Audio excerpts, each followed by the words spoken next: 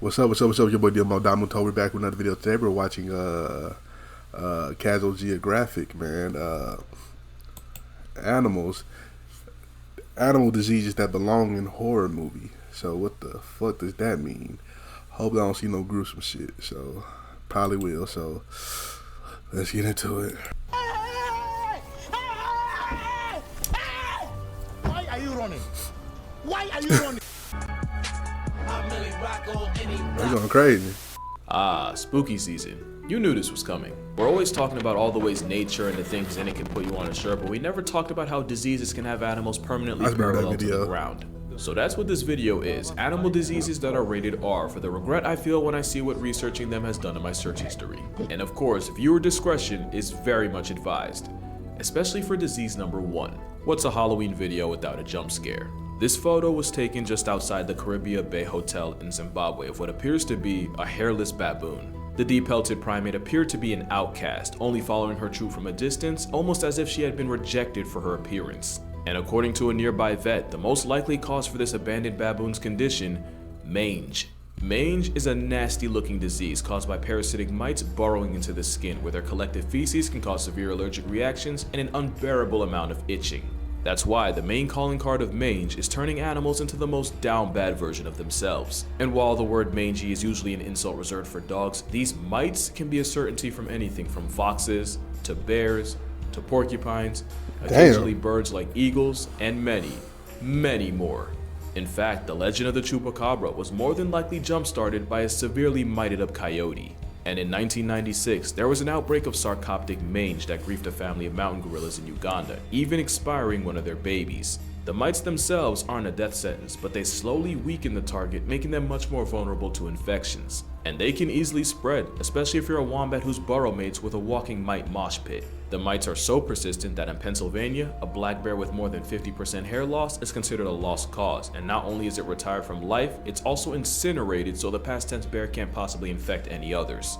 And yes, mange is zoonotic, meaning it can be passed on from animals to humans, and when that happens, it's called scabies.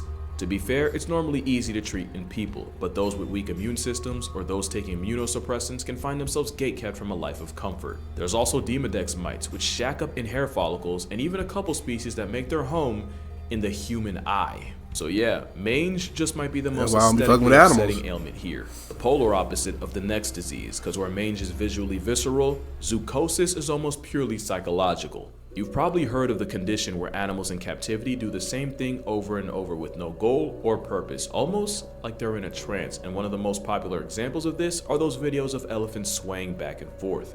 Except zoochosis is much more than that. Of course, you have your swaying and almost neurotic pacing around their enclosure, but the zoochosis signature also includes excessive grooming, personal punishment like self-biting and self-mutilation, turning puke into an infinite food glitch, and coprophagia, even in animals that wouldn't normally do it. But the disturbing part is, like mange, it's believed that zoochosis can also be contagious.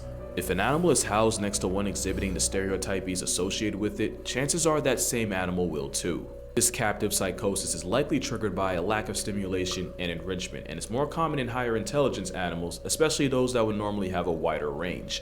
Elephants checking both boxes is likely why 40% of captive-turned pachyderms show symptoms of zoochosis. Orcas are one of the smartest non-human creatures alive and can travel well over 40 miles a day for food. And almost a year ago today, in 2022, a captive orca named Hugo tragically resigned from reality after violently slamming into his tank wall until he suffered a life-ending aneurysm. And in 2005, a mother hamadryas baboon groomed her baby so excessively that he looked like he came out the womb beefing with wizards. To be fair, we can't really prove that this was zoochosis working overtime, but bro got the Mr. Clean Cut. That ain't a fade, it's a flea. But the most popular and probably most depressing case of chosis was Gus. Gus was a polar bear that lived in Central Park Zoo for 25 years. At one point, visitors and keepers noticed that Gus would spend all day swimming in figure eights, sometimes for up to 12 hours straight. Keep in mind that polar bears can cover nearly 50 miles in a day searching for seals. Not only did the zoo spend 25 grand on therapy for the bear, Gus went on to make history as the very first zoo animal to be put on Prozac. Speaking of which, the 25,000 bones of behavioral therapy basically amounted to the therapist saying, "It be like that." This isn't an anti-zoo video or me trying to morally grandstand to y'all. I think zoos have the potential for a lot of good and a lot of bad. It's just that the bad can lead to a chronically pilled out polar bear. But wait, it gets darker. Because with how far removed humans have gotten from nature, there's a legitimate fear that humanity as a whole could be suffering from zoochosis on a global scale. What? That joke about us being no different than ants stuck in a death spiral becomes less and less of a joke as time goes on. Man, don't be scaring me, nigga. You remember the Will Smith movie I Am Legend? You know, before his wife publicly neutered him and then smoked both his family jewels in 2 packs? Well, the post-apocalyptic movie started with a doctor attempting to re-engineer the measles virus in an attempt to find a cure for cancer, instead infecting 99% of the human race. A pretty good example of what can happen when humans try to play God with the natural order. Another example is what happened in Florida, specifically Silver Springs State Park. It's Florida's very first tourist attraction, famous for having a couple Tarzan movies shot there. And in the 1930s, tourboat operator Colonel Toohey was looking for a way to spice up his jungle cruise ride. So he brought in 6 rhesus macaques and had them placed on a small island in the park. And it was at this moment, they f***ed up. Apparently, nobody involved was told that the monkeys could swim, and the moment they touched down on dry land, the macaques proceeded to swim out to the mainland. And following lots of multiplying without a calculator, there are now currently hundreds of rogue macaques, with a good number of them carrying a deadly herpes virus. Herpes B is an incapacitating condition that can cause severe brain inflammation, permanent neurological damage, and a permanent lease in a casket-shaped condo. Now, fear-mongering aside, the chances of catching it from a monkey are incredibly rare, but not rare enough to be zero. In 1997, a researcher was working with a rhesus when she was splashed in the eye by indeterminate fluids. Even after immediately flushing her eye out for several minutes, the 22-year-old died December 10, 1997, almost exactly 6 weeks after first being exposed. According to the Center of Disease Control, since 1932, there have been 51 cases of people being infected with the B virus, with 21 deaths and an 80% mortality rate for those untreated. That same fatal virus is currently being backpacked by up to a quarter of the hundreds of macaques running around the Sunshine State. Worse, it's believed they shed the potent virus through their saliva. So far, there's no known case of one of these Marion County monkeys passing off the virus to a human. The problem is, the monkeys have managed to lose their natural fear of humans, and there was even one incident where the park had to be shut down after a family was threatened and chased by an especially malicious macaque. It's the worst kind of invasive, and it's 100% our fault, and although the virus peddling primates haven't caught a human body, it's definitely one of those cases of F around and find out. Alright. One of the most unsettling diseases in nature is a sickness that affects deer, known as chronic wasting disease, called so because it essentially destroys the animal from the inside out. In fact, this type of disease is a transmissible spongiform encephalopathy, a name that literally comes from the fact that it causes several sponge-like holes in the brain. It's like the forbidden final boss of trypophobia, and it's caused by a single misfolded protein known as a prion. This prion triggers a chain reaction where the only outcome is a canceled life subscription, and the only thing the victim can do is wait for the sweet release of death. Damn. Here's what the endgame of a deer with CWD looks like. It starts with a misfolded protein affecting and altering perfectly normal proteins. It's almost like a cellular level cheese touch, and the moment it starts, it's already over. Step 2 includes the prions exploding in numbers exponentially and accumulating in the body, the whole time the deer, elk, or moose looks and acts perfectly normal. The deer can walk around with this disease for 2 whole years before the chronic becomes critical. Eventually, it escalates to the point where the prions manage to break into the blood-brain barrier, where they start destroying neurons, putting enough holes in the brain to get it cursed out by an octopus, and slowly wasting the poor, unexpecting deer. Deer with CWD seem unable to process anything around them, including danger, and if predators or playing freeze tag on the freeway doesn't take them off the senses, they die a slow and painful death to starvation as their brains shut down.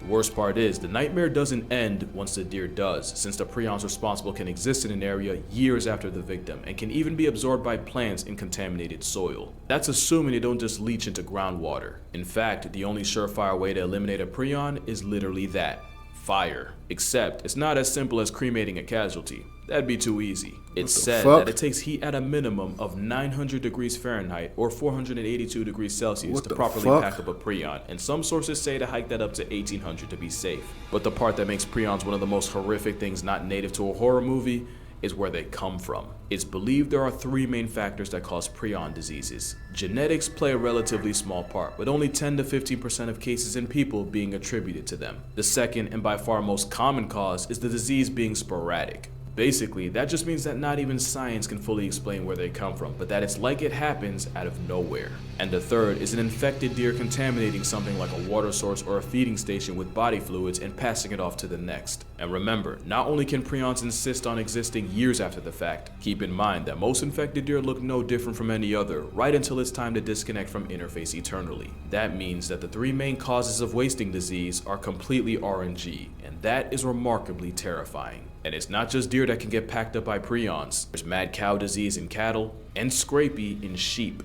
named after the fact that it can cause them to compulsively rub up against things like fence posts until they literally scrape their wool off. There's even a human equivalent, Creutzfeldt-Jakob disease. And while there's no known reports of a human ever catching CWD, specialists have warned that with the thousands of CWD infected animals eaten by people a year, there's growing concern that the disease may eventually be transmitted to people. But maybe it's still a lot better than the last and, in my opinion, the most horrific disease in this video. Because not only is rabies one of the harshest death sentences nature can serve, it is 100% transmissible to humans. Rabies is said to bury nearly 60,000 people a year. Since the most common way to get it is through dog bites, it's the worst in places with a high stray population. Which is why India, a country that criminalized murking stray dogs, has about 20,000 names crossed off the census a year by rabies. And it's children that are especially at risk, with about 40% of deaths coming from those 15 years old or younger. Here's what it's like to be turned into a statistic by rabies. It starts with the virus entering the peripheral nervous system, usually through a bite.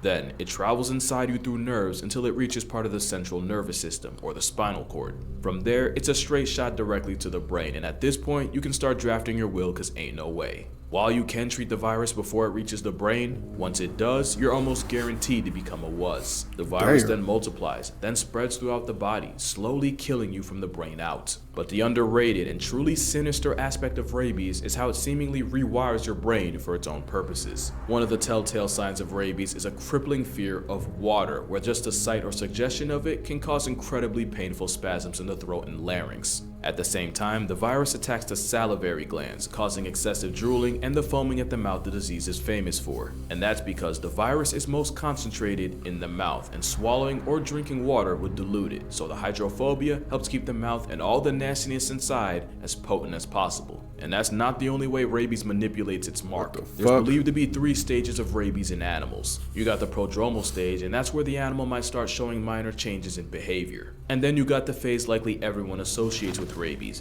the excitative stage. It's been called furious rabies since it's characterized by heightened aggression and random outbursts of violence. Animals that would normally be wary of people, such as foxes, can attack completely out of nowhere with bites, and remember, being a water bigot just makes that bite that much more toxic.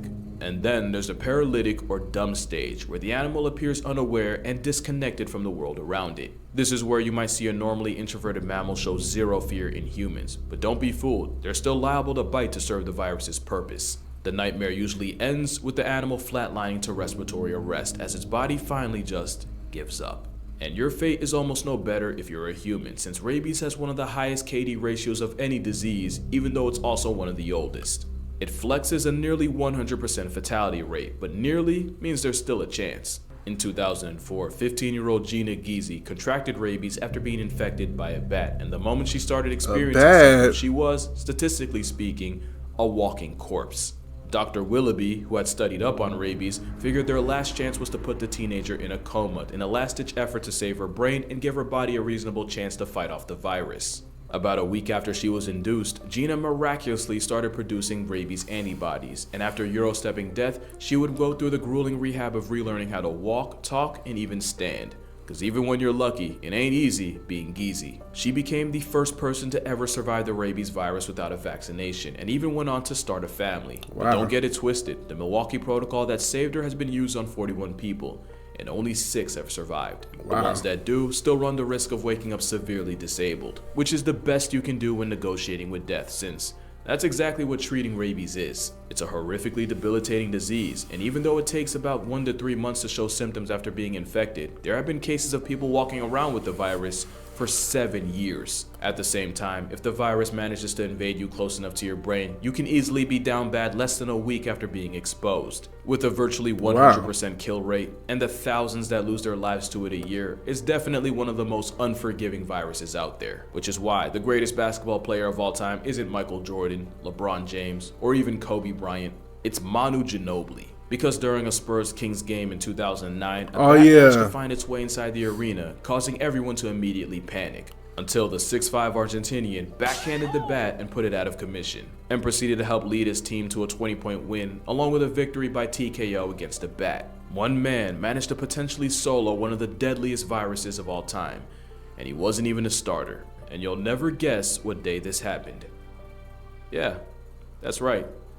Happy Halloween, and stay safe out there. You gotta go get a rabies shots and shit. I remember that shit. That's crazy. Anyway, damn, I ain't know rabies that crazy though. I knew it was bad for animals, but I thought like if you get bit by a dog, just get a shot and just shit be cool. Nah, that shit crazy. Yeah, there's a lot of diseases, animals. That's why I don't fuck with animals like that, bro. I don't. You know what I'm saying? I keep them over there. I eat animals, you know what I'm saying? And that's crazy, but yeah, I don't really fuck with animals, bro. Like, you know, I don't want to get close. Look, animals stay in their national park, in their zoos and shit, you know. And I stay in my domestic area, you know what I'm saying? So anyway, you like my reaction, make sure you like, comment, subscribe, and I'll catch you next time. Peace.